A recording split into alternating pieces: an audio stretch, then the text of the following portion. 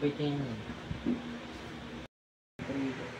Good afternoon, sir. Welcome to Grand Lux Hotel. How can I assist you today?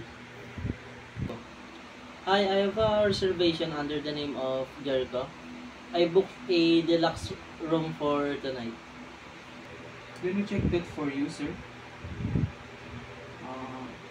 I'm not seeing any reservation under the name of Jericho. Are you sure you booked for today? Yes, I'm sure I booked it through your website 2 weeks ago.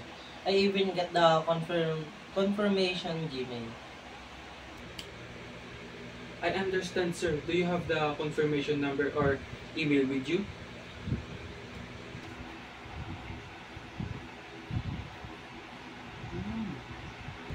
I see the issue now, sir. It looks like the reservation was made under the Jericho name instead of Jericho. It seems there was some typo when entering the name. That's why it didn't come up in our system. So you're telling me that because of a small typo, I don't have a valid reservation.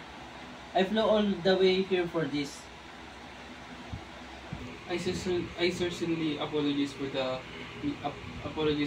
inconvenience, sir. Let me get the manager to assist you further.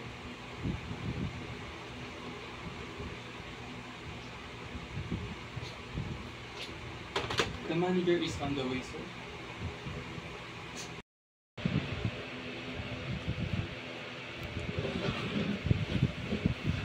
Good afternoon, sir. I'm Rodney Victor Espinas, the hotel manager, and I understand there have been issue with your reservation. Yes, apparently my reservation was invalid because my name was misspelled. I don't understand how a small typo can lead to this situation. I completely understand your frustration, sir. It's like the name was entered incorrectly, resulting in the reservation not being recognized under Jericho. Rest assured we will do our best to resolve this for you. So what can you do to fix this? I just want to check in.